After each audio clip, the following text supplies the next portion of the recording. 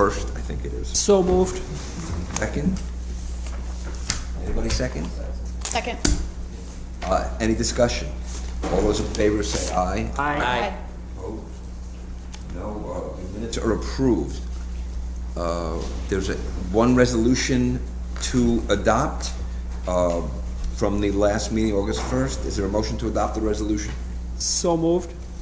Second. Any modifications or discussion? All in favor say aye. Aye. No. Resolution is approved. The board will now conduct the public hearings on today's agenda. First, the applicant or the applicant's representative will state the reasons for the requested variance and present any material or documentation which is to be considered regarding the proposal.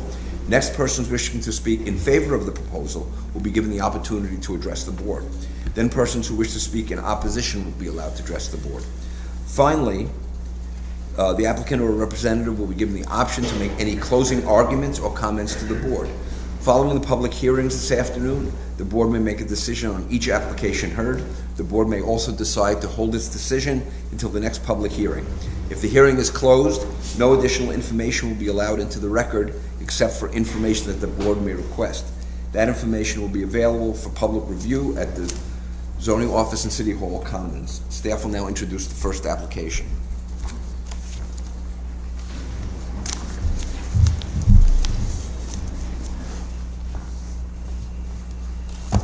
Good afternoon. Our first public hearing is V 1919. It's a continuation from July 11th and August 1st, 2019. It's for a use variance at 960 Salt Springs Road and 139 and 143 Gorland Avenue to construct 50 dwelling units and one community building. The owner is Elmcrest Children's Center in the city of Syracuse. The applicants are the Elmcrest Children's Center, the city of Syracuse, and Christopher Community. The zoning district is residential class A1. Thank you. Board members have anything to say? Christy? I have to disclose that I have a conflict as I have a client who is partnering with Christopher Communities on a separate development project, so I will be recusing myself from this hearing. Yeah, well, I will not be recusing myself from voting on this case. I do want to disclose that I am Senior Vice President of the Community Preservation Corporation. The Community Preservation Corporation may or may not finance this project. The decision today does not impact the underwriting of this project. And I also want to further state that my compensation by the Community Preservation Corporation has nothing to do with getting this particular project or any other project for that matter approved. And as I've done the last two meetings, I've disclosed that I have a business relationship with Christopher Community and I need to recuse myself. And this time, we do have 4 members and we have a quorum, so we'll do the case. Just very quickly for the audience, I'd just like to state the rules for recusal and disclosure for the city. Disclosure is required when there's a potential relationship or conflict of interest, and recusal is required when there is a personal financial benefit, and of course attorneys on the board are also governed by attorney rules of ethics, which have their own recusal rules. So we will be starting the hearing again. Here are the general rules. The board will now conduct a public hearing on today's agenda. First, the applicant or the applicant's representative will state the reasons for the requested variance and present any material or documentation which is to be considered regarding the proposal. Next, persons wishing to speak in favor of the proposal will be given the opportunity to address the board. Then persons who wish to speak in opposition will be allowed to address the board. Finally, the applicant or representative will be given the option to make any closing arguments or comments to the board. So could we have the applicant please come up and speak again? Name and address, please. Home address. Name and address. Home address, yes, home address. My name is David Sutkowy. I am with Elmcrest Children's Center. My home address is 111 East Genesee Street, Apartment B, Fayetteville, 13066. Okay. I'm here today subbing for Joe Giglia, the Executive Director of Elmcrest. Joe had another conflict, and so he asked me if I could come in and simply introduce the... You can lift the microphone up. Oh, sorry.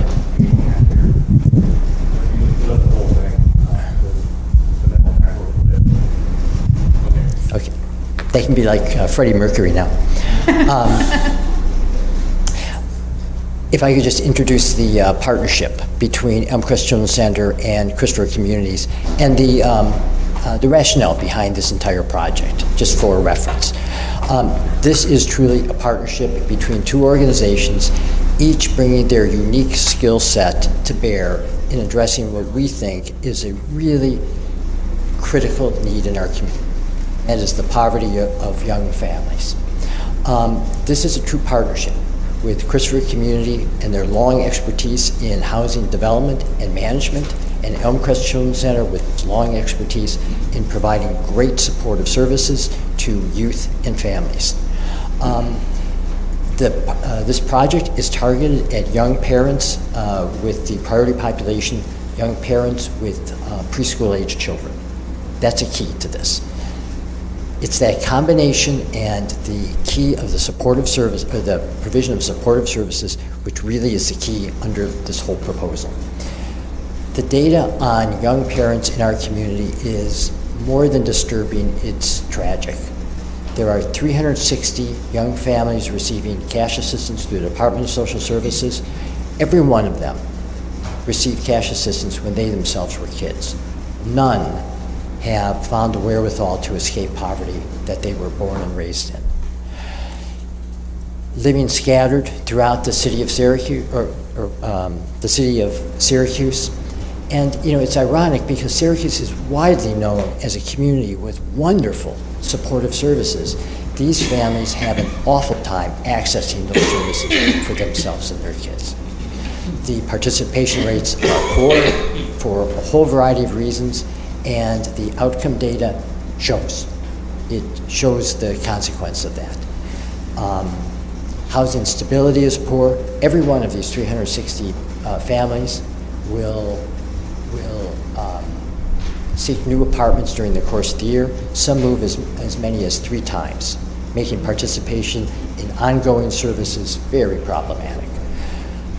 High school education is problematic. Only 40% have received a high school degree. The rest haven't.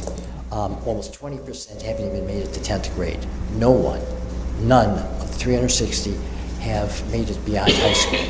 In this knowledge-based economy, not having a solid educational foundation is, I think, tragic and speaks very poorly on their ability to transition effectively into our local and national economy. Employment rates are very low, as is earned income. Sorry. My voice is pretty weak. Well, I should add here that I was advised to just say one quick thing about myself. I'm loath to do this, but so you know where I'm coming from. For 17 years, I served as Commissioner of the Onondaga County Department of Social Services. So I was the administrator, the department head for the organization that provided benefit. We administer all the public income programs, the anti-poverty programs, as well as child welfare and adult protective services for the community. I don't know whether that helps or hurts, but I was advised to mention it. The key to this proposal is the access to the supportive services that we can provide. But by organizing the housing and then surrounding that with supportive services that are available both on the Elmcrest campus, the early education program, early education center on the Elmcrest campus, and through our partnership agreements that we've already established with almost 20 community agencies, we will be able to bring those supportive services to the parents that are currently available but are simply not accessed. That's the basis of this. In order to break out of the cycle of poverty that these young families have found themselves in, that we have no reason to believe is going to change for their kids, because it hasn't changed for the adults, we need to be serious about how we provide these supportive services. What we're currently doing simply is not working. The families are scattered throughout. While there's many services available, they are simply not accessing them. We think that by organizing quality housing that provides safe, affordable, lead-free housing, and then bringing them with supportive services for the parents available on the Elmcrest campus, brought in from the community, and having very accessible early childhood education programming available to each and every one of those children that are going to be living there is a ticket to success. It's a ticket to moving forward and helping these families reclaim their place in today's world and today's economy. So that's really the nature of this partnership, the combination of housing and the services. So it's my pleasure to introduce Kelly Besaw of Christopher Community, who's going to speak a little bit more about the Christopher Community role, and then Jeremy David Heiser of Christopher Community, who will speak specifically to the land use variance. Thank you.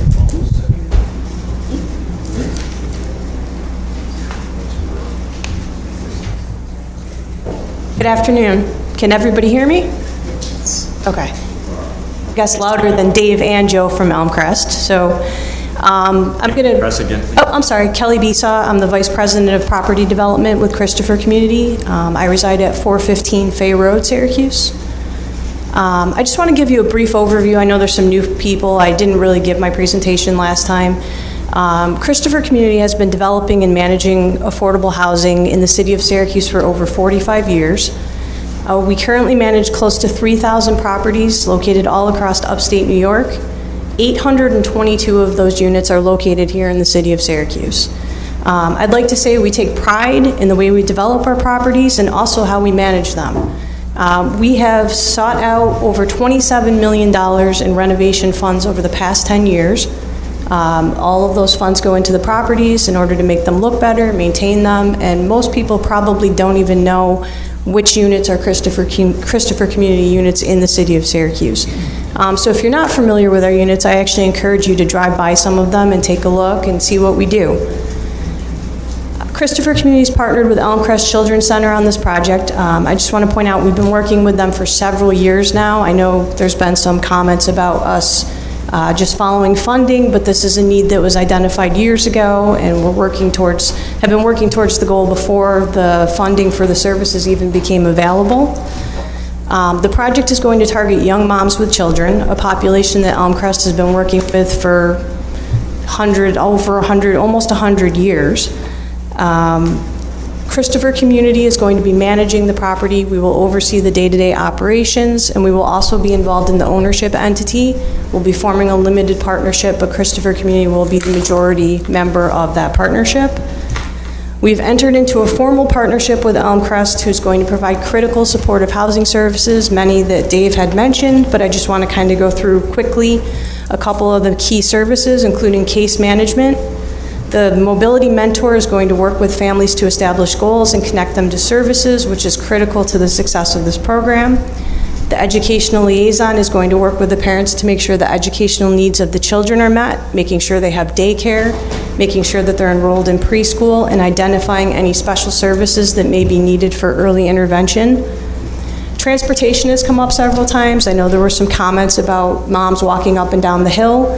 Moms probably don't have cars now. We're actually going to be locating them closer to public transportation. There's going to be multiple Centro stops adjacent to the site, and in addition, Elmcrest will have some vans available to transport people. Elmcrest has also entered into formal partnerships with 14 other organizations and counting. Some of those organizations include Onondaga County, the Syracuse City School District, Crouse Health, Helio Health, On Point for College, OCC Jobs Plus, Center State CEO, CNY Works, Arise Catholic Charities, Syracuse University, Vera House, Legal Aid, and others. There's going to be 24-hour, 7-day-a-week security patrolling the site. The one thing that I do want to point out that's come up multiple times is that there were some comments about us segregating the population with the fencing and the gated entry.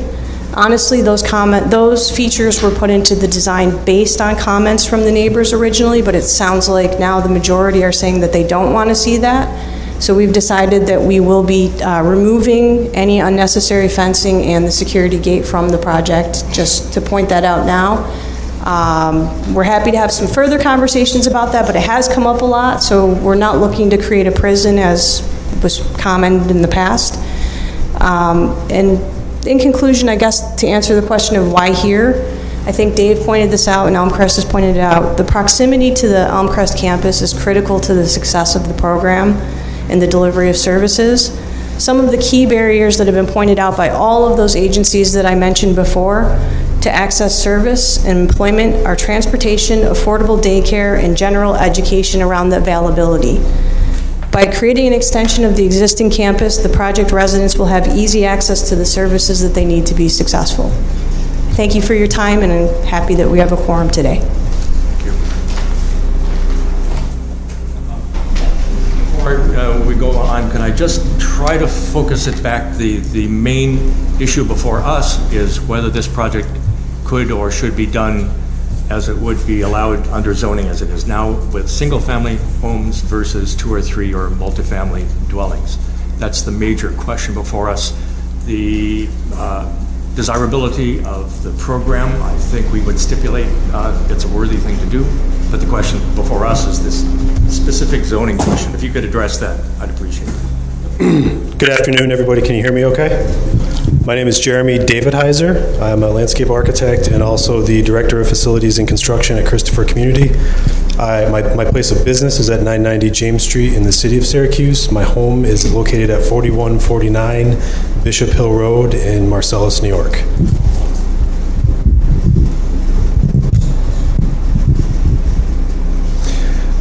So to focus big picture questions first, I want to point out that I do think one thing that is pertinent to the discussion you just asked me to stress is the fact that since February of this year, as I presented to 3 of you, I think previously, but I see one new face on the board, we did start a process of community engagement.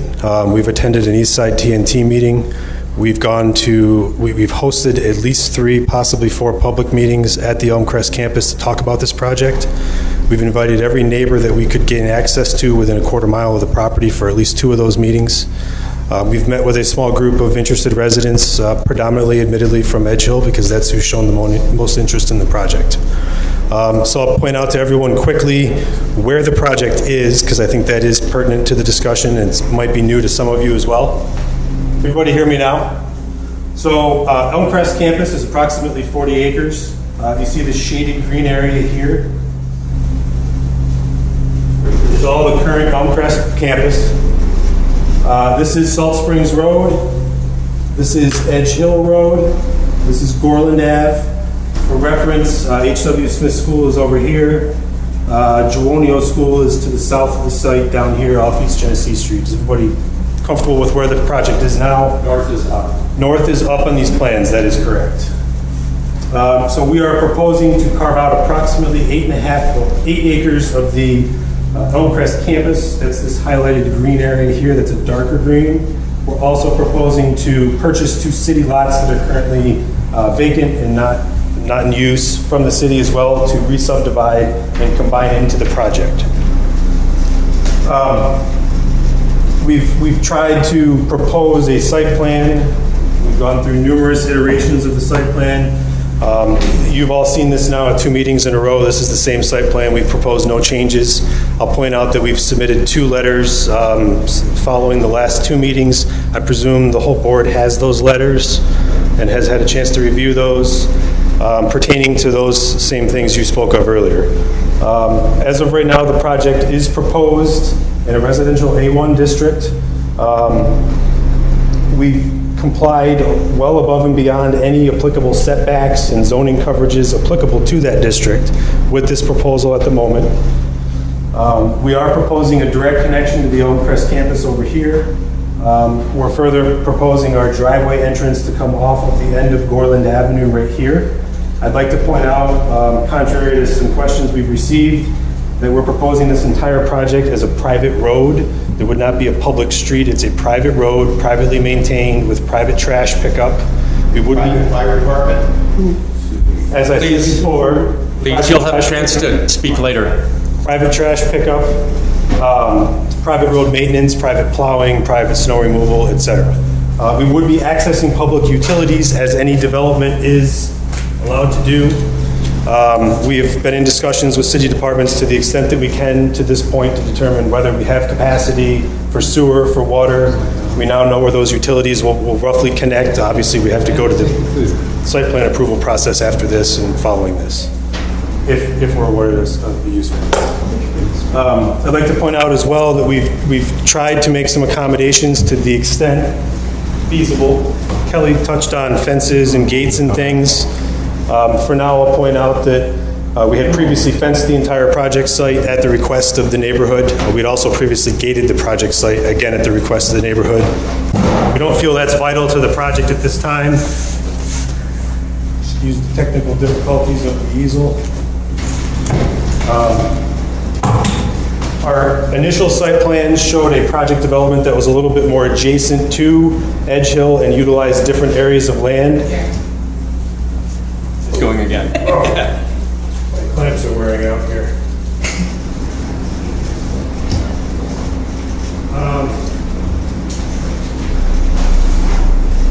Let's wait.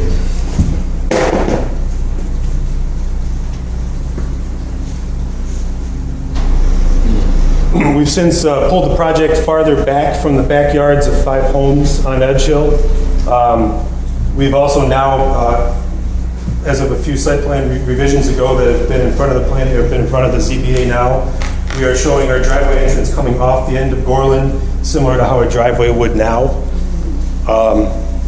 We also, this graphic here, which we submitted, I think, 2 letters ago to the zoning board, shows the condition at what I would consider to be the worst case scenario, where we are the most near to the backyards of Edge Hill residents. So you can see our buildings here. You can see the backyards and the homes of a few Edge Hill residents at the end of Edge Hill here. This is to scale. You can see this section we've cut through. Here are our proposed homes, 2 stories. Here is the current Edge Hill home over here that's picked. On this study, you can see that we've tried to site our proposed development at a similar grade to what those homes are currently constructed at, with an existing berm and approximately about 100 feet of untouched forested vegetation between the project that would not be touched. There's an additional 30 feet of backyard setback, so approximately 135 feet from the most adjacent Christopher Community proposed apartment building to the backyard of the nearest Edge Hill home, not even the nearest structure on Edge Hill. So we've tried to minimize it to the extent feasible with the site plan as it currently stands. So we feel that mitigates the impact on the neighborhood in that way. We currently still propose a hard connection, a vehicle connection to Elmcrest. There would be sidewalks as well as shuttles we feel using this, but our primary entrance will be off Orland Avenue, which is a public road. As I previously said, we are showing 50 parking stalls, which is what's required per code right now if we were to construct this as multifamily. There are 50 units proposed, 1 parking stall per unit. And I've said this before, I believe strongly, as well as our research with Elmcrest indicates that we feel we'll probably see about a 50% car ownership structure within our renters, within the rentals that we anticipate renting to. So we anticipate approximately 25 to 30 cars regularly using this site. Now, we are still constructing and proposing to build the project to accommodate 50 parking stalls on the project site. Plus the employees that would be. Yes, so a number of the employees will be provided via Elmcrest. I'll point out that there is an Elmcrest parking lot here, that if we were to get into a situation where we didn't have room for employees, for some reason we had too many visitors, that parking over here is more than adjacent to the site and within easy walking distance of the site. I'd also like to point out that in the last 2 letters I've submitted to the board, we've submitted, and if you'd like me to go through each one, I'm happy to, but I'll hit the highlights of some of the things we've talked about in those letters. You can do it briefly, yeah. Okay. So clearly, one of the first discussion points in any variance is the ability of the project to realize a reasonable return on any of the other uses. We have focused heavily in the past on the single-family housing use because that appeared to be the use that would probably be the most applicable in this case. And it's one you wouldn't need a variance if you were doing. And it's also one that we would not, it's a permitted use. I would also, at this point, lump in the idea of the planned unit development to that same thing, because it would be a planned unit development of single-family housing, would be a permitted use. So in both of those cases, I feel that I've submitted pretty exhaustive information about what it would cost to build a single-family development, what the site development would cost, what that could potentially look like, and further, that the density of that development would actually be extremely similar to the proposed density both in vehicles per, well, it'd actually be a little bit higher in density of vehicle use for a proposed development like this than what we're proposing at the moment. And your bedroom concentration would actually be extremely similar. I believe we were talking about an extra 0.4 bedrooms per acre. Looking at your most recent letter, Yes. it would be 112 bedrooms for single-family homes, 125 in the proposal that you have. And we boiled that down to an average per acre as well. So we felt that it was very similar if looking at a single-family housing development. Now, again, there are many ways to develop single-family housing on this site. We've picked what we felt was an average. So in other words, Gorland Avenue has different size lots versus Edge Hill. Edge Hill has slightly larger lots in many cases. We have picked what we feel is an average lot size. Some of these lots are actually slightly bigger than Edge Hill lots. Some of these lots are considerably smaller. Some are very similar to Gorland. So there's a mixture of sizes. This could inflate by slightly more houses, or frankly, if the market were available in the city of Syracuse for a $750,000 house, these lots could substantially increase as well. So I think we've picked an average because this is a floating scale of many different potential ways to build this out. It seemed like you were assuming that they would be ordinary families in the single-family homes, not the community that you're trying to address with your program. Well, in this case, the type of funding that supports our type of development does not support the construction of single-family homes. It simply does not.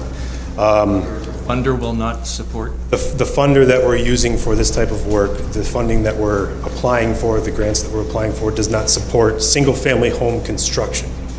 So we also feel that based on the population that we're targeting in this project, that home ownership might be another step away from them at this point, that learning how to rent, learning how to maintain their home now in a rental situation might actually be a better bet before they jump into home ownership. So I think at this point, that's probably all I'll say about single-family housing or planned unit developments, unless the board has questions specific to those uses. I think we've submitted information twice now on that, and I'm happy to answer those questions.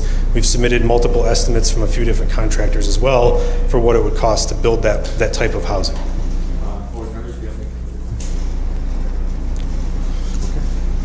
I think the next type of permitted use, and I think I'm going to lump a few together just in the interest of time as well. Things like a golf course. I think I provided data in the latest letter that it would be quite challenging to construct a 9-hole, much less a 2-hole golf course on 9 acres in the city of Syracuse. Even if Elmcrest were to devote their entire campus to the construction of golf course, they might have just enough space for a 9-hole course, but that would involve demolishing the rest of the Elmcrest campus and moving someplace else. The unusual thing about this is that you're not looking to make a profit from the development you're doing here. So rate of return is sort of irrelevant, actually. I don't disagree. However, in order to expand and evaluate these different potential uses, we felt it was warranted. Plus, I think the fact that the property is being sold to a new entity might be a slight complication to that as well. So that's why we've provided this backup. We've also evaluated churches, we've evaluated daycares in this latest letter. I would just say to the board, and again, in the interest of time, because I'm confident that we're going to have a number of comments, if there are questions about this data, I'm happy to answer them. But I feel that we have submitted a pretty exhaustive amount of information about the reasonable return. We've also touched on, and I'll touch on the other 3, skipping to the second one, that it is a unique or uncommon circumstance. In this case, I believe that it is for a number of reasons. One, as I think Kelly and David have both talked, the situation in which the residents that are proposed to live here and we're constructing this housing for need services that Elmcrest is directly providing. I think if we go across the city, while there are other examples of that, this is a somewhat unique scenario, especially in this neighborhood where the residents that will be living here will be using services directly adjacent to this project. So we felt that that was one way in which this was unique or uncommon. There's the site, the technicalities of the site itself, which we discussed pretty exhaustively in the original application to the zoning board, as well as the subsequent second letter. This is a very challenging site. I don't think anyone here will debate that. Have you guys visited the site? It's a very challenging site. Now, I've heard comments that there are challenging sites all over Syracuse, and that is correct, there are. However, in this case, we are moving a substantial amount of earth. We do have large fills, we do have large cuts. As a result, this site itself is very expensive to develop. We've developed numerous expensive, complicated sites. I've worked on many before I worked at Christopher Community. This site is a challenge. We have at least 2, possibly 3 estimates we've provided to you showing a site development cost before even a home is constructed, before a building is constructed, before a utility is connected of 2.5 to 2.7 million. And that's before you even put up a piece of framing or dig a foundation. And I would also point out that Elmcrest in itself is a somewhat unique agency. Elmcrest currently has housing on their site now. Elmcrest is using their site, is using their current location a little differently than the residential A1 zoning would dictate. I believe they currently have a use variance for some of those uses. In some cases, they possibly could be grandfathered because they've been there for so long. In fact, they predate zoning. So the third item I wanted to touch on was not altering the essential character of the neighborhood. So in addition to the fact that we have exhaustively reached out to the neighborhood and tried to work with the neighborhood and tried to show some response to how we're not going to impact the neighborhood, I've pointed out that we've moved the site away. We've tried to keep the site as separated from certain aspects of the neighborhood so we can try to continue to allow some of the neighborhood to enjoy privacy in their backyards. I still go back to the same thing I've said in person a number of times to neighbors and about this project, which is if you're standing in the backyard of 5 homes on Edge Hill that will see direct adjacency to this project, the only time that I believe you're going to see any of us would be potentially in the wintertime when all the leaves have dropped and you might see the peaks of the roofs of our neighborhood. Because if you look close at this section we submitted previously, if I'm standing down here and we do show a scale person, you'd be looking up, you'd be looking at existing trees, which are varied in height, and there's a number of scrub trees, but there's also some majestic black walnuts and a number of other large trees in this area that we're not touching. I think as you look at this and this heavy dashed line is existing grade here, this grade is not changing at all. We've actually dropped this development down so that you're only going to see the peaks of the roofs. So I don't know that physically you're going to see an essential change in the character of the neighborhood. Further, a number of comments I've heard to date come from neighbors that don't even have road frontage on the road that we're going to be using to access the site. So we are proposing to access the site directly off Gorland, the end of the street. And while I do admit that you're going to see some increased car traffic on that street, we also need to improve a large majority of that street in order for us to connect to certain utilities farther up the street. So I think we're actually going to improve the character of Gorland in that we're going to be reconstructing and rebuilding numerous public sidewalks that either don't exist or are in disrepair at the moment as a function of accessing public utilities in the street. As I currently understand it from city engineering, we're also going to have to upgrade a substantial portion of Gorland Avenue's water main, if not the entire water main, in order for us to access water out in Salt Springs Road. And sewer at this point will be connecting down here off of East Genesee Street. So we are proposing to dedicate a sewer easement across existing Elmcrest property to connect out here to East Genesee Street, and all that work would be restored back to existing conditions. So we've also submitted some information previously regarding this item that had to do with the density. I think we spoke specifically of single-family housing and how the density of our project is actually quite similar to that proposed if you were to construct single-family housing in this area. We also submitted in the latest letter some additional averages and information related to some of the other permitted uses that we felt were applicable in this case. And the last item is that the request for this variance is not self-created, and I would argue that in this case it's certainly not for one primary reason, which is that Elmcrest has owned this property since, we believe, 1918, if not sooner. And I think I said this last time, Heather, I'm sure you'll correct me, that the first zoning ordinance in the city was 1921? 22. I think I said 23 last time, so we jumped around.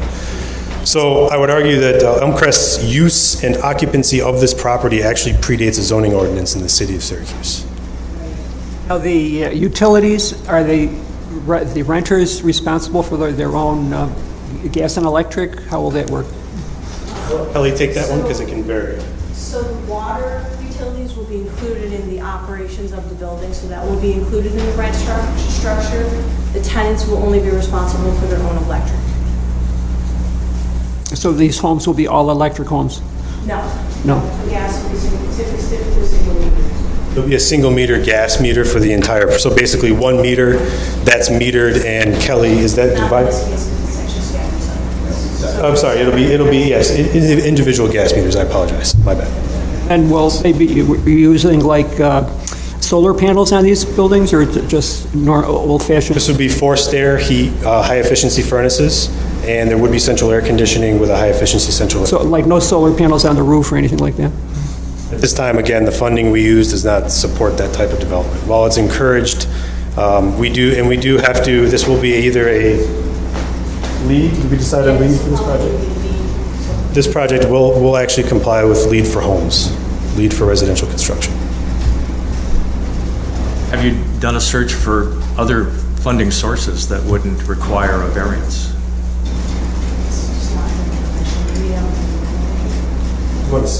I guess I would say that that's not within the mission of either one of the organizations. We aren't a home ownership property developer, we're a property management company.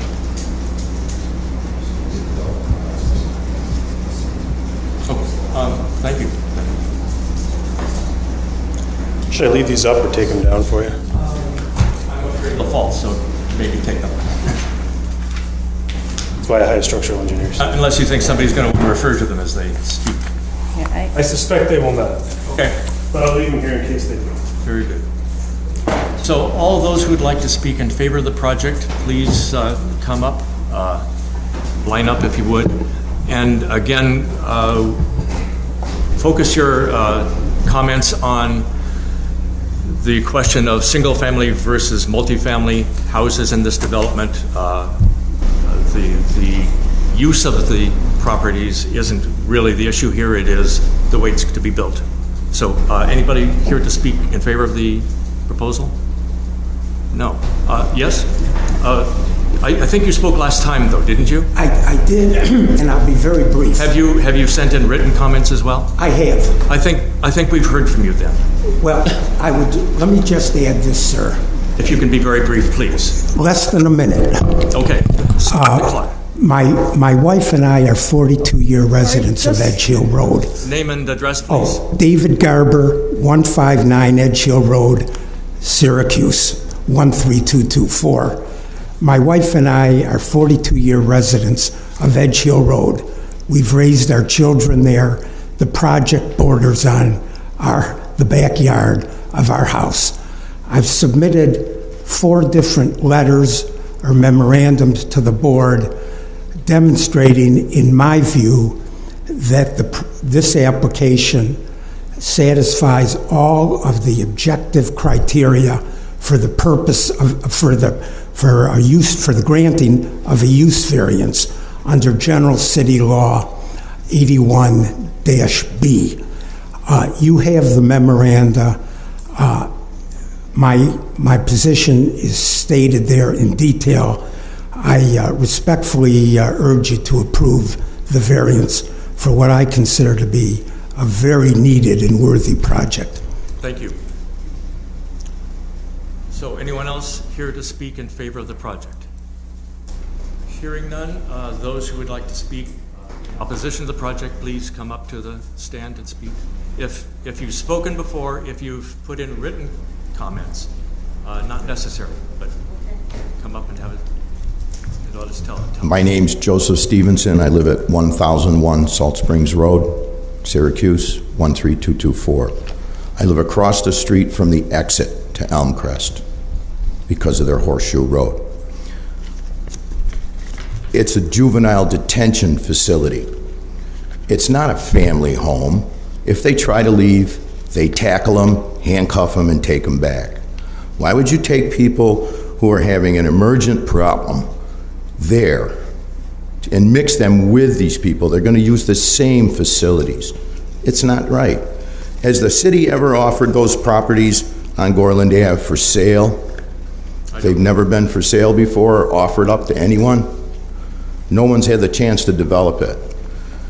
Elmcrest was there before the city came up with zoning, but the city surrounded them with A1 zoning for a reason, so they don't expand.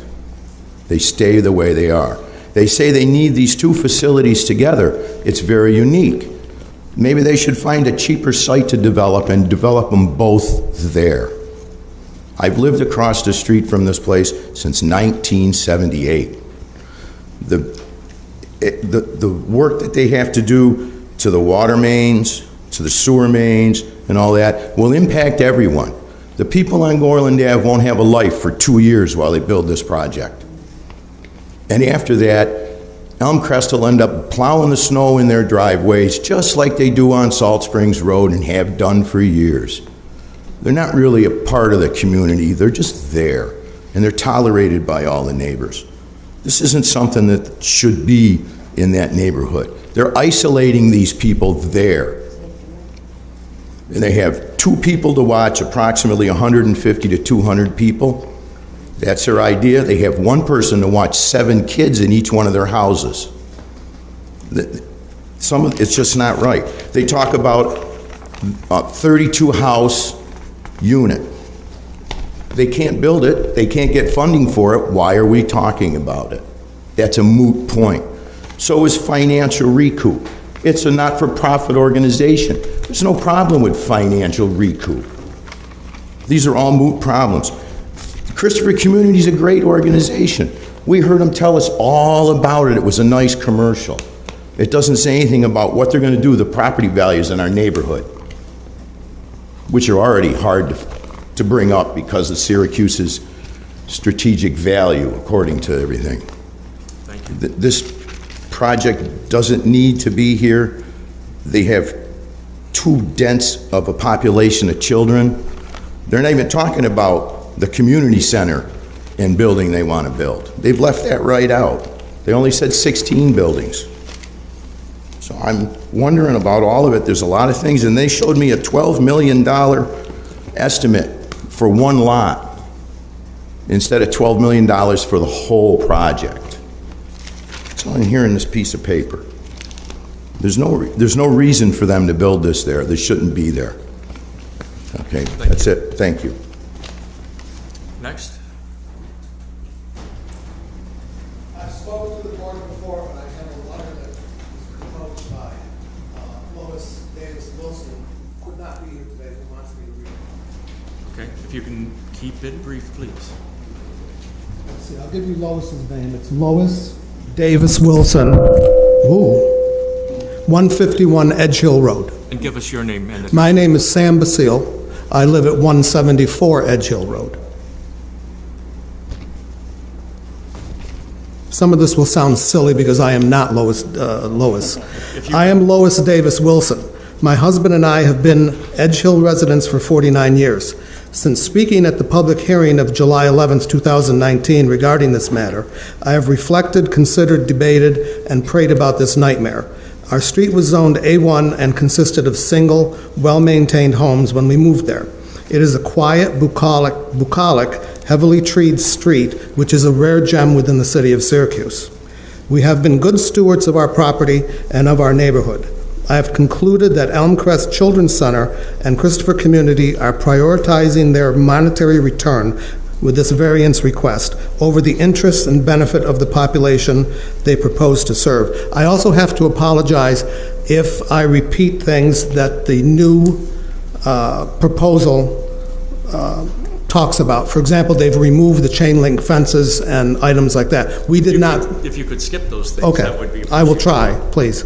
The zoning variance application submitted by Elmcrest proposes the building of 50 apartments to be built in the serene wooded area behind adjacent Edge Hill properties. Their plan is to clear-cut the woods, shift incredible yards of soil, destroy numerous animal habitats, and create environmental chaos in order to house 18 to 25-year-old single mothers with young children. The young women would not age out, meaning they can remain there until their young children grow, reproduce, and begin the cycle all over again. The apartment buildings will be walled. Elmcrest and Christopher Community have jointly created a narrative which they view as brilliant, but clearly represents tokenism and false intent bordering on a racial divide. These entities claim compassion, a concerted interest in young women and their children on the margins of society. Their proposal is poorly constructed and presented. The advocates of the project portend to know what is best for the black and brown intended residents. How many Elmcrest and Christopher Community Board members are people of color?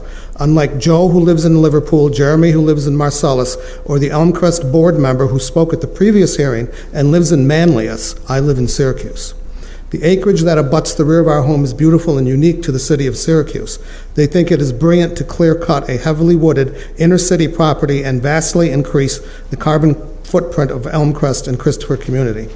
Why not erect a beautiful, this will control the young black and brown women. We are benevolent, compassionate, and understanding of the plight of the intended population for the apartments. However, Edge Hill Road residents have been increasingly besieged by the influx of challenged populations and support. We have absorbed an outsized share in our immediate area, resulting in increased traffic, parking issues, noise, and litter. We have Hillside Center, Hillside 2, Hillside offices, Elmcrest, and Brick School Terrace. Lemoyne College housed their baseball team in a home on Edge Hill Road, which created numerous issues. These transitions have adversely affected our quality of life and tranquility. The responsibility for helping disadvantaged people should be more equitably distributed throughout the city and not focused on the east side. I do have serious concerns regarding the veracity of the integrity and due diligence of Elmcrest in fulfilling this project as proposed. This is based on a report by the New York State Office of the State Controller, which was prepared for Elmcrest. The accompanying letter, which I will submit, dated May 24th, 2017. The letter is addressed to the Executive Director of Elmcrest. I submit to the zoning board members a report of this audit of the expenses. Elmcrest has clearly misrepresented numerous fiscal expenditures. As Maya Angelou said, when someone shows you who they are, believe them the first time. I urge the Syracuse Zoning Board to deny the zoning variance requested by Elmcrest and Christopher Community in the best interests of the Edge Hill Road and Gorland Avenue neighborhood and the city of Syracuse taxpayers. I respectfully implore the Zoning Board to deny the variance request proposed in order that Edge Hill Road residents might retain what real estate values that remain, tranquility, and some semblance of quality of life. Respectfully submitted, Lois Davis Wilson. I also have notes, and I've spoken before the board, but I need to rebut some of the things that were said by the proponents. Again, if I repeat things that have been changed in the proposal, I apologize. I'll try not to repeat myself.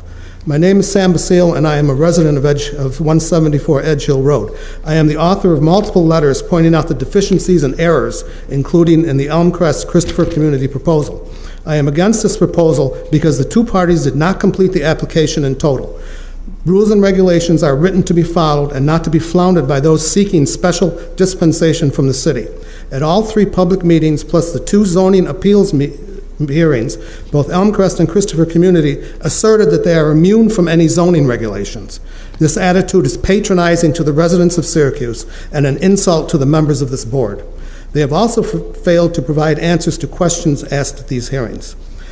As to the four standards of proof, I will summarize quickly. First point, Elmcrest failed to follow the rule requiring demonstration of lack of reasonable return on each of the permitted uses.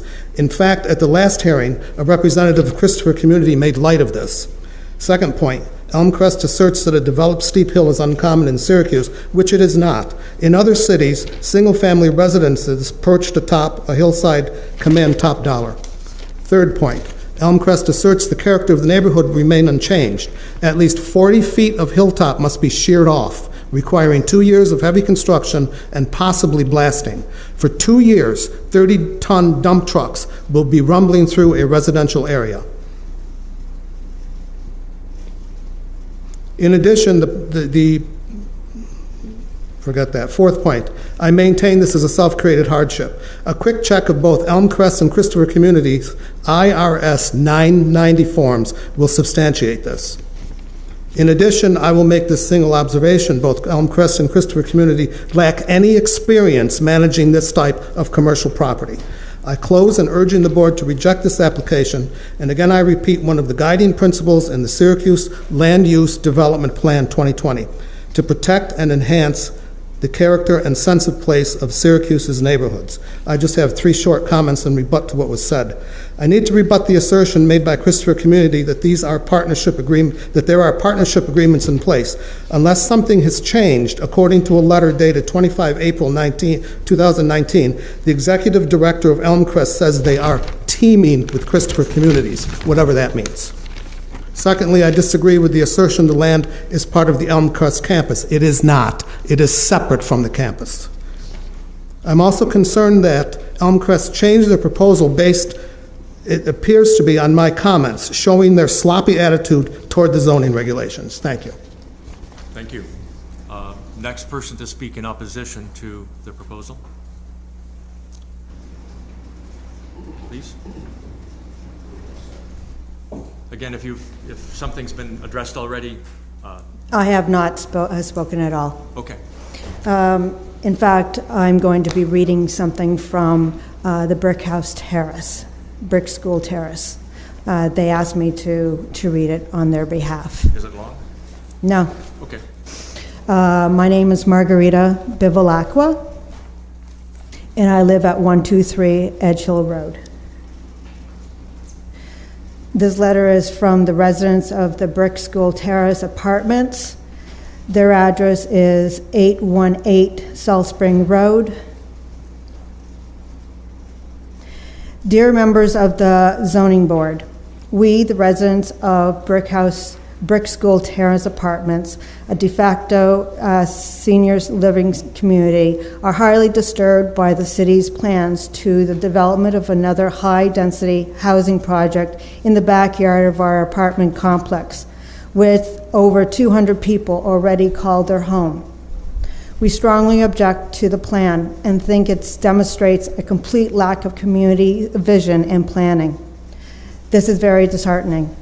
We understand that Syracuse has some issues, but it does not lack one thing: land for any kind of project, non-profit or commercial.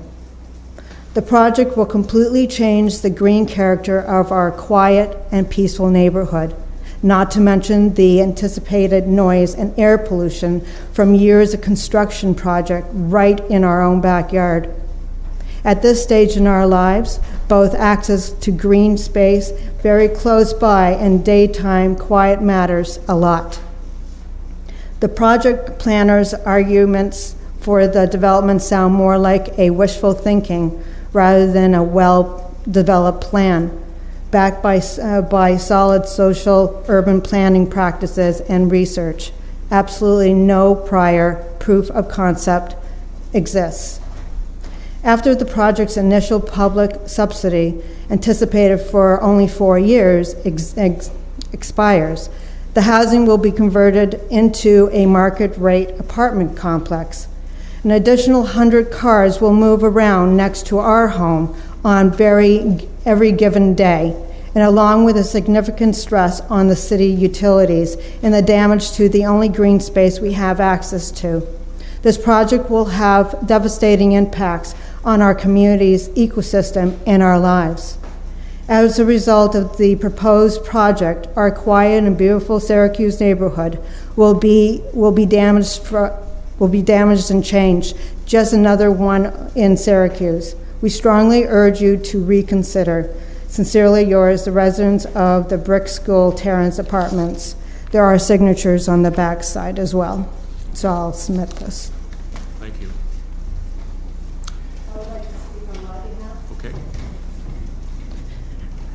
Again, my name is Margarita Bivalacqua, 123 Edgehill Road. I have not spoken before. I oppose this project as well. We are a quiet neighborhood.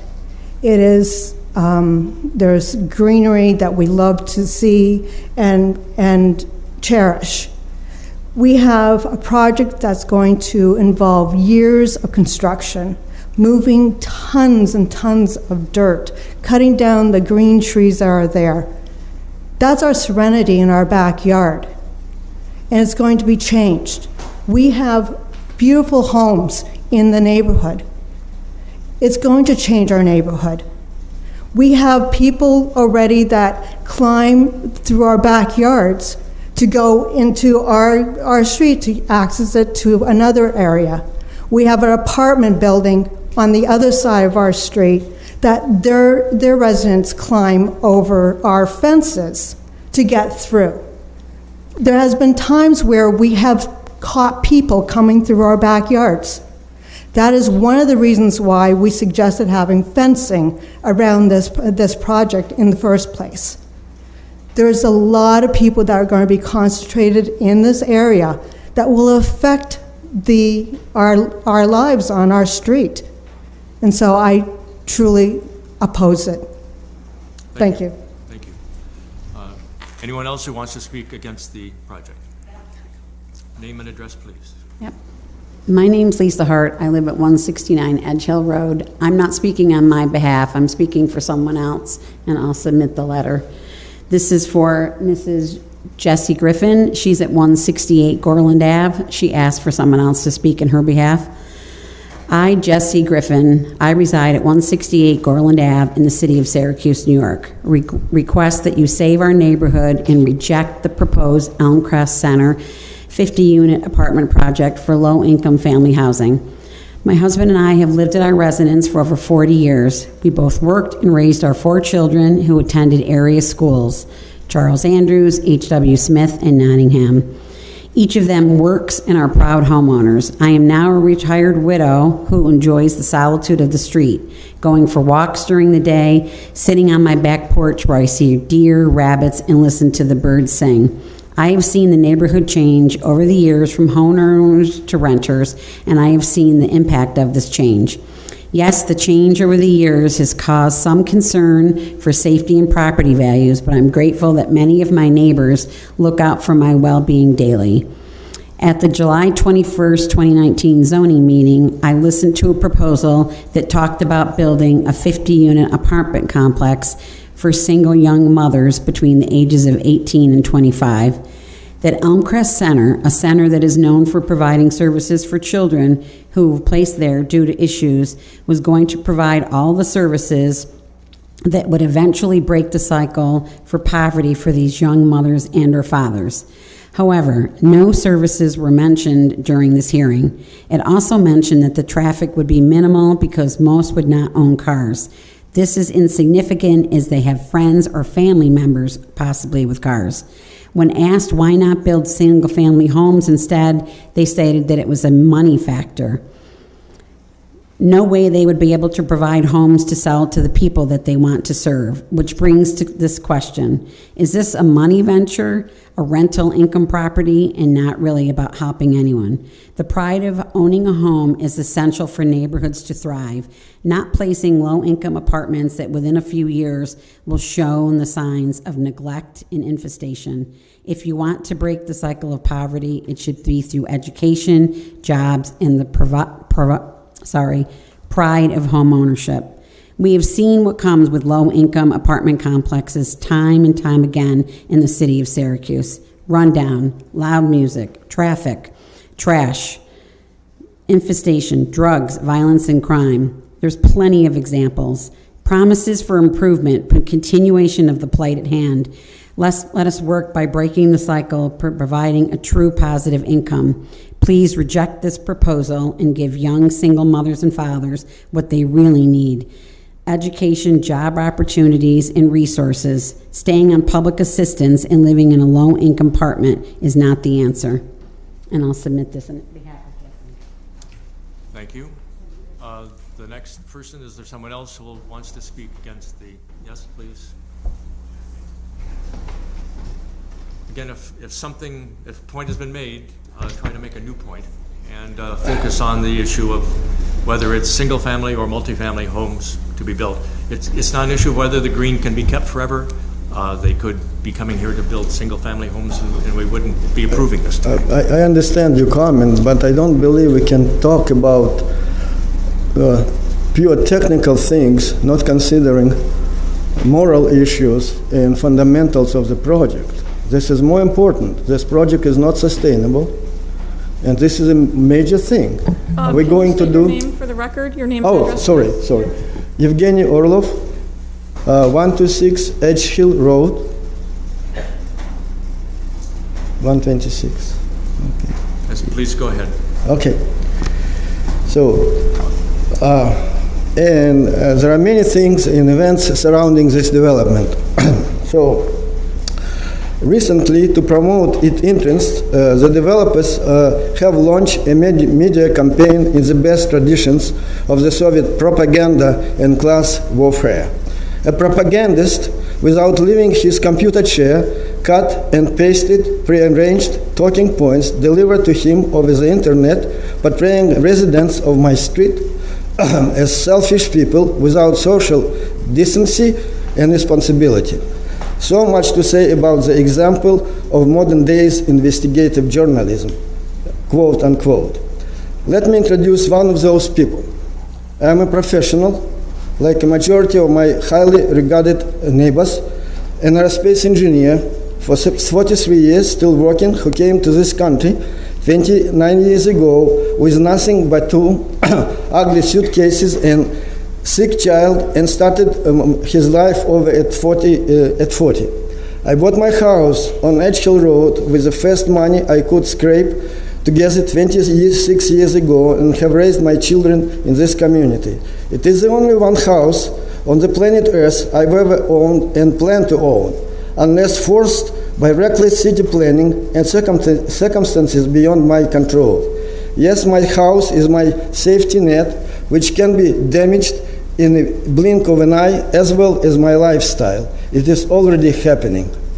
My strong safety net will benefit not only me, but it will benefit my community. Not to become a burden on my children and the society is my understanding of the true social responsibility. If the project developers or the city planners have a better plan for me, please let me know. I cannot support a project which plays poverty card and single troubled mothers to promote hidden business interests of its developers. The temporarily funded subsidized housing project has no planned social sustainability beyond 4 years. According to the planners, after the initial subsidized period, if no more grant money is allocated, the housing will be converted into market rate apartment complex for middle class families. Our tax dollars will be essentially fund a private developer to build housing they can then turn into profit just a few years later. I wonder what options are going to be offered to poor mothers who cannot afford to pay full market rent value. Moreover, any person suggesting that mother to move her family out from the proposed housing arrangement voluntarily is ignorant or cynical, unless that mother earns six-figure salary. In the actuality, goal is to provide good, safe. If in the actuality goal is to provide safe, good housing for mothers and children, then a short-term solution that uses those families to take advantages of tax incentives and public grant dollars, then abandon them in favor of making profits, is certainly not the solution. The city is still recovering from the closure of the Syracuse Developmental Center. Why it is going to be different this time? Just one reason, please. There is none. Is it just another perpetual attempt to prove that doing the same thing again and again could produce a different result? Another question, how many families will move out of poverty in the result of that project in the next 5 years, 10 years, just 1 year? What are projections? They do not exist. Actually, no set and verifiable goals have been presented, ever. The planners claim that proposed concept is based on similar project in Boston is false. The Boston project has been built on entirely different principles, focusing on providing services and incentives to a large population of low-income masses dispersed in a mixed-income community through Boston, and that is the key to success. Instead, the proposed Elmcrest development, however, will provide services to only select few families, segregated by income, and excuse me, could you start to wrap up now, please? Okay, and concentrated on one location. Exactly, the model proved to fail locally, countrywide, and worldwide. Undoubtedly, it will provide greater job conveniences and benefits to salaried employees of Elmcrest and private developers and landlords. I'll skip the issues, false issues. They claim that they will address lead issues. They will not. They will claim they will address transportation issues. They will not. On multiple occasions, the developer has been asked to scale the project down just to prove the feasibility of the concept first, which is absolutely standard practice in all other endeavors. The answer, it will make the project financially unattractive to the developer and the prospective investors. So much for the non-profit status and the project good intentions. As usual, for all ill-conceived and poorly planned projects, there are going to be casualties. The first and most single mothers and their families displaced after initial stage of subsidies expire. Elmcrest ending up with an apartment complex in its backyard they do not need, they do not own, and have no control over.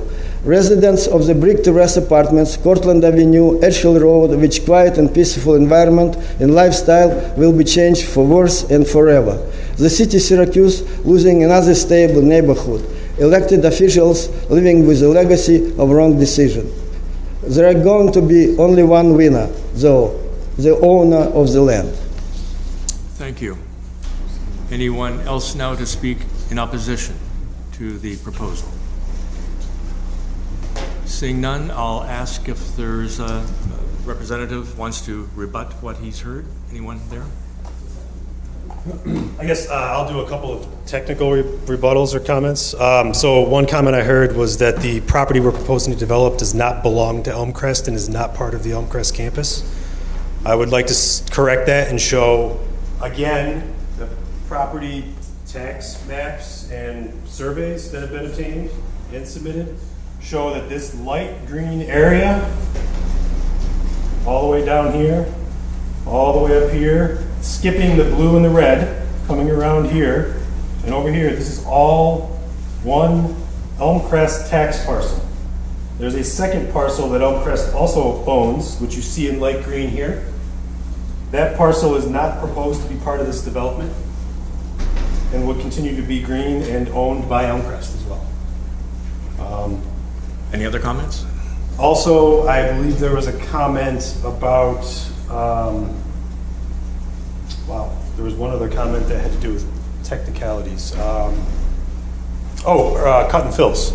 Somebody commented that there was to be a 40-foot cut and we're shearing off the top of a hillside. We have had earthwork calculations done by civil engineers, by landscape architects besides myself. Currently, our largest cut is 23 feet and our largest fill is 22 feet. Currently, we have a balanced site. So I don't believe you're going to see too many 30-ton, I believe the statement was, dump trucks running up and down Gorland because it is a balanced site.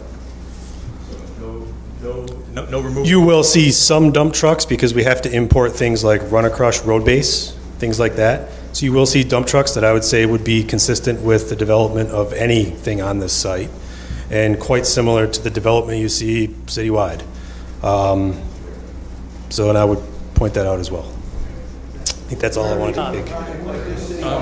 I have a question for, I don't know if it's Jeremy or Kelly, but a couple of people that spoke in opposition commented about the project converting to market rate housing. Is the funding that you're seeking through New York State?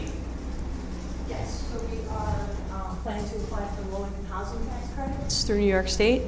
The funding that they're speaking of is the Empire State Supportive Housing Initiative funding, which Elmcrest received a conditional award for. It's a 5-year term, just like most grants for any agency in the city. or any agency that applies, there's always a term, including funding that the city of Syracuse gets. The governor, it's part of the governor's initiative to, provide supportive housing with services, which is the big push right now. Yes, it's a 5-year term. You can reapply after 5 years, and we don't expect that they're going to just come and pull the funding and put everybody out on the street. If for some reason the funding does end at some point, whether it's 15, 20, 30, 40 years from now, the term market rate housing is a bit inaccurate. We're going to still be tied to a 50-year regulatory agreement. So it's a 50-year regulatory agreement from the state of New York to provide affordable housing. So it will not be market rate. So it will just not be specifically for the population. So that by 50%. taking the tax credits Correct. to gain the equity to construct the project, you're going to be required to keep those units affordable to what, individuals earning 60%? Correct. 60% for 50 years. Correct. So it wouldn't necessarily have to be young mothers. It could be anybody that fits that category. If the service money goes away, in order to make the investors comfortable, they had to put in some kind of caveat, because how would you provide the services? So it's really a caveat to make the investors feel comfortable with the project. But yes, that requirement would go away, but it would still be affordable housing. It's very similar to what we have now. Do you know why they don't support single-family homes, just multifamily? This particular funding source's low-income tax credits are for rental housing, and the population that we're looking to serve, which is the whole mission of the project, at this point, home ownership doesn't make sense. And I think, if you were to talk to like Home Headquarters or another agency where home ownership is their mission, this site wouldn't be feasible for single-family housing, even with subsidy, because there wouldn't be deep enough subsidies to make it work. So you're renting the units, but you Correct. You could not rent the houses? That would be too expensive? Is that? It would be too expensive, yes. Yes, without that funding to help pay for it, without the grants to help pay for the development, it would be too expensive. There wouldn't be any way to operate the housing or pay debt service for loans. So it's just becomes infeasible. Just by way of information for the board, the new single-family homeowner construction in the city of Syracuse is primarily funded through Attorney General money that is from bank settlements, and that is the only source I think that any of us are aware of for the necessary gap-filling financing for single-family new construction in the city of Syracuse. The numbers just simply are not there. It costs almost $300,000 to build, and as we are all aware, home values in the city do not meet that, so private financing just doesn't cover the gap. It's just my old job. Yeah, and any surplus cash is required by our funding sources to go back into the project. So some of the comments about us making money and stuff like that, that doesn't happen. It all goes back into the replacement reserve accounts that are used to maintain the project, or the operating reserve that's used in the event of an operating deficit in the future. So we're not allowed to take any of that money. Thank you. So should we close the hearing now? Yes. Okay. And then go on to what? To the next hearing. Okay.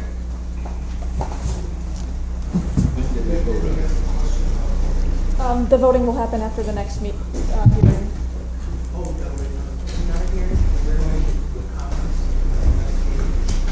If people showed up to speak for it.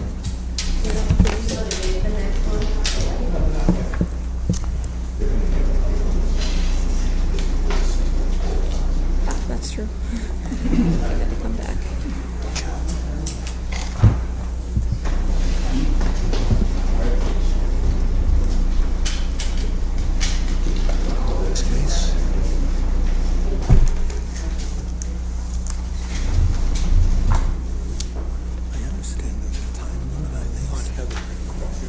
Our next public hearing is for... Excuse me. Heather said that we're not hearing this week. I don't know. I mean, like 6 meetings and then... Because it has to go to the landmark board. Preservation. The next hearing was for property that... Just a second, excuse me. Sorry. Mike says that Heather said that we're not hearing this case, this next case. Oh, I wasn't told that. Tell her why. It's an eligible property, so it needs to go to the landmark board first. Okay. That's what Heather Is there somebody said. here to talk about it? This is the Lee's Feed store? Yeah. Are you guys here for that? Yeah. I don't know. Where's Heather? Can you? I don't know if we can start the hearing. Sorry? I don't have a map.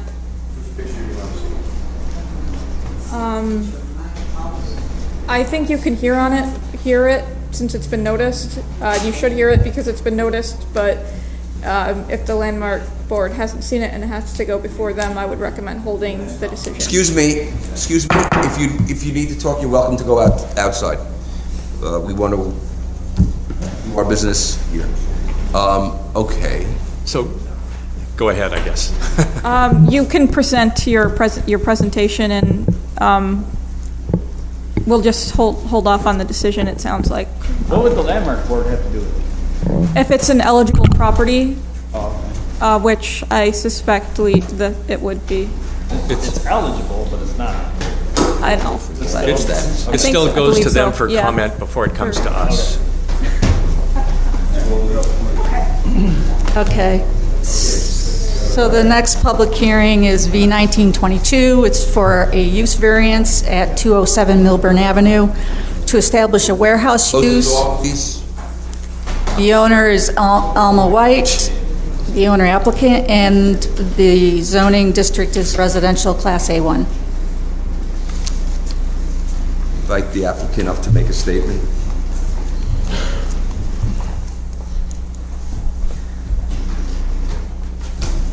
Good afternoon.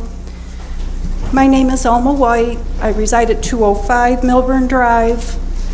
I'm here for use variance of my property at 207 Milburn Drive.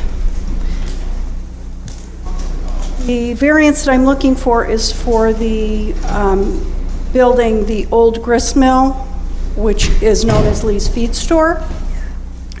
This building was built in 1813 and has been a livestock and feed dealer for over 200 years. The unique circumstances are as follows. The farm industry has gone two ways. Large farms have gone to bulk feed delivery, and small farms have dwindled and become almost non-existent. We have tried to diversify our business, adding small and exotic animal feed, lawn and garden supplies, and home delivery.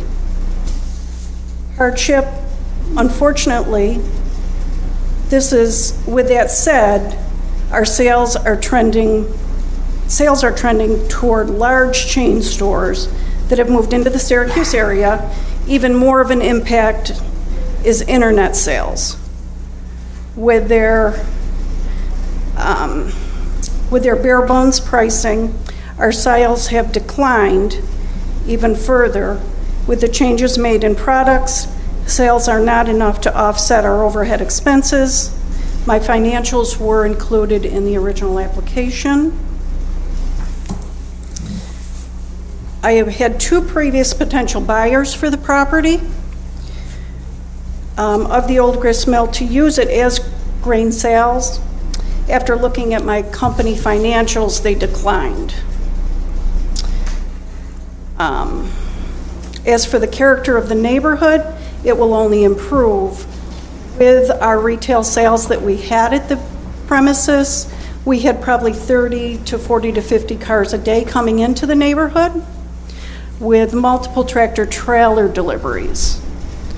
With the new purchase, there will be 1 to 2 cars per day coming into the neighborhood and probably 1 box truck delivery a week.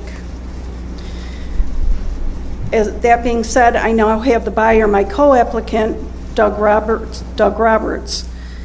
The sale is contingent on the use variance as he needs to use the space in the old grist mill for storage. That's what he needs it for.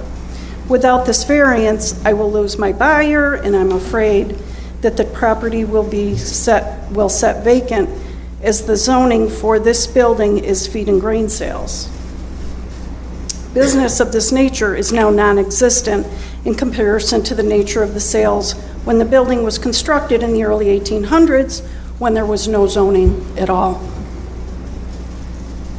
I was not aware anything of it being a land. I knew that it had potential to be a landmark, but we never went ahead with that. So, let me just ask, this is a number of acres in a residential neighborhood. Is it RA1 I see? Is that what I see? Yes. So, would it be marketable, the land be marketable for housing development? Possibly. Have you checked, have you ever put it on the market? No, I haven't, because I have four buildings on that property with storage. I mean, you'd have to rip those buildings down. So there's 4 buildings. I'm not talking about the 4 buildings. I'm talking about the one old grist mill that we're talking about, which is the old feed mill at the front of the property. It's the only one that needs a use variance, the grist mill. No, it's a non-conforming use. It's currently a non-conforming use, correct? I believe It's also had some variances for expansions over the years, but it's been in existence for a long time. I mean, if I'm reading the number correctly, it goes back, the first variance on record is 1979. Yes, there's variances for each of those buildings. Except that dedicated to landmark, so they allowed this demolished. So that has to happen first. I was just thinking that it being residential and having landmark status aside, so that consultant developer would knock down the buildings and build houses, which you wouldn't, I don't think you'd need a use variance for, would you? No, I mean, it's allowed uses residential. You'd need the demolition permit, and that's when the eligible the aspect would come in. Right, yeah. Why would I do that when I have a buyer right now that isn't going to change the character of the neighborhood at all? It's actually going to improve the neighborhood with very little traffic and leave everything the way it is. Based on what we just heard about single-family development in the city, it could be challenging from a dollars and cents standpoint. And other questions? it seems they would still have to go to the Landmark Preservation Board for any kind of demolition. Right. Yeah, okay. So this hasn't been marketed at all at this point? You haven't hired a broker to try to find people that might be able to use it as is? I apologize. I had 2 potential buyers, yes. That wasn't the question. For the use that it is for retail use. Have you utilized a broker to help No, I you have find not. people? So these are just folks that know of the business and said, hey, I might be interested, and They were very interested, and then, again, I don't need a broker if I already have a buyer who is my co-applicant. well, right, so you have a test to meet. It's the 4 factors for a use variance, and you have to meet all of them in order to get it approved. One of these factors is a reasonable return on your investment. So you have to show us dollars and cents proof that you can't get a reasonable return on this property as a single-family residential use. But I have variances for the 4 building. You do, so it's possible, maybe, they can continue for those that have the variances. Do they all have them? Yes. But now you're asking for an additional variance, right? Because this isn't just what you already have approved. You're asking for a wholly separate use now. For 1 building. For only 1 building, which is the building, and I apologize, I keep interrupting, which is the building that was the original building that was built in 1813 that there was no zoning for to begin with. Right, and is that building on a separate parcel from the rest of the buildings? No. I would just say, I believe the factor for, the first factor, reasonable return, would be those allowed by right as well as those allowed via the variance that would be considered. Yep. How long has it been closed, I guess? The retail business we closed in April because our accountant stressed that we were financially in hardship and we were to close. A certain time after it's closed, the variances would no longer apply. 2 years. 2 years. Yeah, 2 years. Other questions? I read this somewhere, you lost $70-some thousand. That was our last income statement that we lost. Last year, or 2018, or 2019, or? 2018. Were your prospective buyers buyers of the entire business, including the property? Correct. Okay. Other questions? Thank you very much. Okay. Is there anybody here to speak in favor of the application? I did have a neighbor, but she had to leave, her and her husband. They did leave a letter because they couldn't stay. We'll take that letter. That's it. Okay. Anybody here who's to speak against the application? Hearing none, is there a motion to keep the case open? I will make such a motion. I'll second. Okay. Just discussion-wise, we're keeping this case open because we're under the impression it has to go to the landmark board. All those in favor say aye. Aye. Opposed, no. Okay, so the case is open. I'm sure you'll hear from someone, right? That would be an accurate statement about Yes. the next steps. Okay, thank you. And yeah, and we'll definitely take that letter. Yeah. Okay. Do you want to go to new business, or you want to go to... Well, let's go to new business because then I'll sit down again, okay? Right? I'll do authorizations too and just Yeah, well, yeah. keep your seat. We'll do all that, and then, you know, there'll be enough people to adjourn the meeting. Do it now. Do it now. Okay, so new business, city rezone ordinance. I have a letter. Does everybody have a letter? Yep. Okay. Corporation Council, yeah. So, we need to say we agree with the fact that the city Council's going to act as the lead agency. as the lead seeker agency for the rezoning. I'll make a motion to approve. Is there a second? I'll second. Any discussion? What's the significance of this change? I don't know, Lisa or Katie, if you can talk if this is in fact a change, or this is...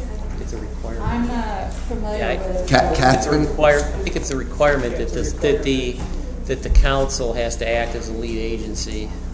The rezone is a type 1 coordinated review. We ask our council to just give us an explanation of this, something we're approving, the City of Syracuse proposed rezone ordinance seeker lead agency status. Why we're being asked to do this. Essentially, you're being asked because you are an involved agency. The rezone project will obviously affect zoning in the city, which will affect your work. So you're being asked to comment or you consent to Who's the the lead lead agency. agency before we approve this? It would be common council. There hasn't been one, Mike. There hasn't been. Who literally, sorry, there isn't one until it's been declared. Until there is one. Yeah. Okay. So we have a motion, we have a second. Any discussion? All those in favor say aye. Aye. Opposed, no. So that's all set. We have two authorizations for September 12th. Is there a motion to approve those? So moved. Second. All those in favor say aye. Aye. Okay, that passes, and then us recusers will leave, but I'll be eager to listen and not say anything.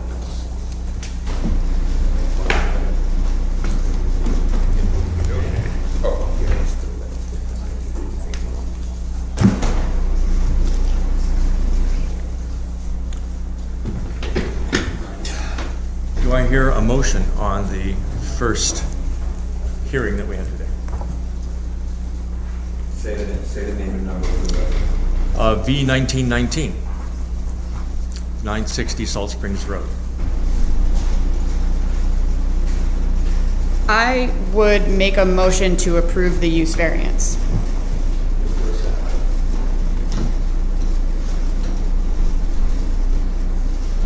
I would just ask that for the record, you go through the criteria. Absolutely. The first criteria is the applicant cannot realize a reasonable return provided that lack of return is substantial as demonstrated by competent financial evidence. The applicant provided several numerous quotes, not only for site work for the property, but also for construction of the allowed use of single-family homes. The return on that investment would be none because the subsidy is simply not available to make the project financially feasible to go forward for a for-profit or a not-for-profit developer. The second, unless there's anything else anybody wants to add. The second test is the alleged hardship relating to the property in question is unique and does not apply to a substantial portion of the district or the neighborhood. The site has been owned by the co-applicant Elmcrest for over 100 years.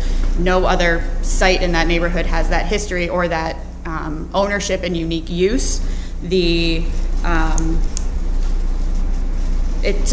use variance doesn't apply because the rest of the neighborhood is currently single-family homes that are built as such. Third, the requested use variance, if granted, will not alter the essential character of the neighborhood. The applicant has gone to great lengths to design a project that mimics the look and feel of single-family homes with their design aesthetic. They have gone to great lengths to meet the density that a single-family development would likely have. Furthermore, they have provided screening and demonstrated that the proposed development would have a minimal visual impact on the neighborhood. And so that's that. And then the fourth test is the alleged hardship has not been self-created. There was no zoning when Elmcrest came into possession of this land. They have not developed it over the past 100 years. I don't know that we can reasonably expect them to have known that it would be zoned single family when there was no zoning. We still don't have a second. Can we continue to discuss? You need to make a second. Somebody needs to make a second. I'll second. Sorry. I'll offer my thoughts and maybe you can talk me into it. The reasonable rate of return, that we're not looking at a rate of return at all here. If we were to grant the approval, then it would be with the understanding that they could make a profit from the property. No profit is being considered here. The alleged hardship is unique. It is a hilly property, but there are lots in the city, and the hilliness, the difficulty of building on the property doesn't make a difference in terms of whether single-family or multifamily buildings would be built on it. Essential character of the neighborhood, we're hearing considerable comment from people who live nearby that although they have gone to great lengths to isolate it from the rest of the neighborhood, that the neighborhood is concerned about it. The alleged hardship is self-created. The funding source I see as a self-created hardship because it seems to me the state funding is the whole thing driving the issue of multifamily versus single family. Well, I can speak to a couple, I would say. As far as that last point, Mike, I would say that, unless I'm misunderstanding, the goal is for the tenants of these properties, it's a step up. It's not necessarily to make them, they have to kind of learn to become homeowners, and maybe they graduate from the program, but I think the goal is to get them into a property that, I could be wrong here, get them into a property that is homeowner-like, that they're being taught how to own a home, but they've got that backstop to show them how if need be. So I don't know that necessarily that's what they're trying to achieve is home ownership. As far as the dollars and cents go, I think it's still, even though Christopher Community is a not-for-profit organization, I think that you still, in order to finance a project, and they clearly have to have financing for it. They don't have enough cash to just pay for it out of pocket. You have to show that the project is feasible economically. So that, well, maybe they are not realizing a profit, or any profit that they're realizing does have to go back into the project or the community or their organization, that they still would have to show that it's economically feasible. So I don't know that, I don't necessarily agree the fact that they're not-for-profit takes that argument and makes it moot. Michael, your thoughts? Well, I think we've heard that the taking away the forest will be a big change in the neighborhood, and But that's, I mean, it's their property. forest would go away Yeah. if they chose to Yeah. build single-family homes too, and we wouldn't even be here discussing it. I don't know that that's a reason to I don't know that it plays into the vote on this case. And I also don't think they're taking away all of it. But the greater point, Mike, is the one you make, is that if somebody did what is allowed here, they could very well do the same thing here. Regarding the forest. Thinking that this is a good project, perhaps in the wrong place.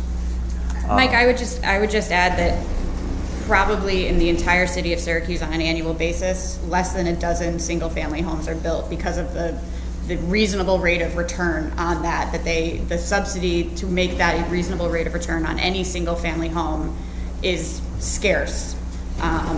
So even to build single-family homes here would require a funding source that simply doesn't exist. So I think a good example of that is Bob Doucette's project up near the university. Yeah, Xavier, that's been in the development stage now for, I think it's got some momentum finally, but it's been in development stage for 5 or 6 years maybe. And I think the prices on the homes have come down. And I don't know the numbers on it, but I suspect that the margins are very, very thin on it.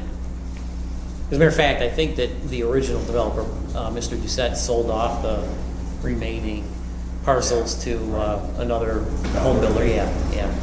I think a reasonable return, we have to be cognizant of the market in which that return has to be realized. And our market is trying. Would this apply to any vacant single-family zoned lot in the city? Yes. Just candidly. It's not unique then. There is no funding source for those. So in this instance, there is a funding source that can create a reasonable return. I don't think in any other single family home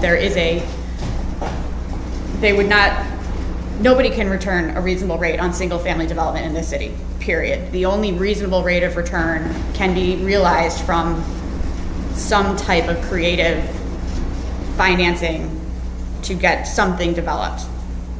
And I think, Mike, on a one-off lot, there's certainly a lot of those throughout the city. That's different. That would be more about somebody that wants to live in the city.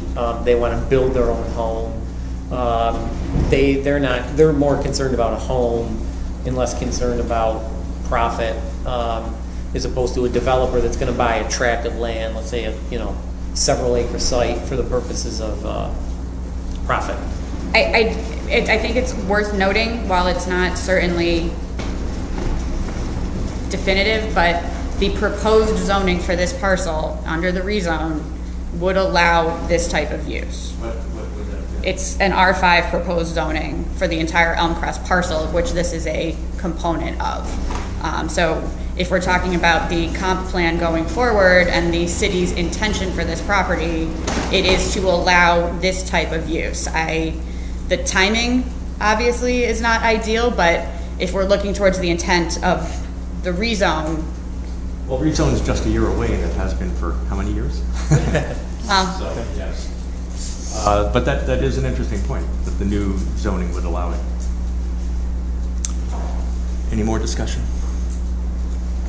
I'll make one other, I guess, just comment. I found the buffer, the one cutaway that was shown was very interesting to me.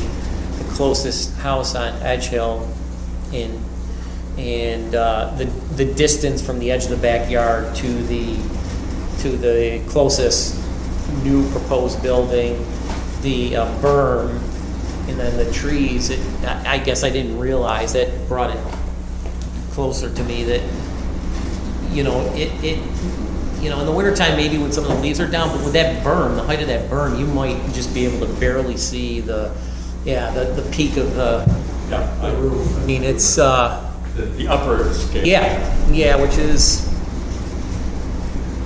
not very obtrusive. I mean, that's... I keep remembering what it says in the county settlement plan, that subsidized housing should be spread out across the community, no more than 1 per 10. This would be more convincing to me if it were a mixed-use development. It's just saying all. I don't disagree with you, Mike, that the best practice is for mixed income development. That being said, the reasonable rate of return, again, we come back to just the financial infeasibility of that. Makes it more profitable to build larger complexes in one place in a certain part of town. Yeah. And I certainly think if you look writ large at the city, the concentration of low-income housing is more concentrated. It's not as densely concentrated in this neighborhood as other parts of the city. Yeah. Okay, should we call the question? All those in favor of the motion say aye. Aye. Aye. All those opposed? Motion carries.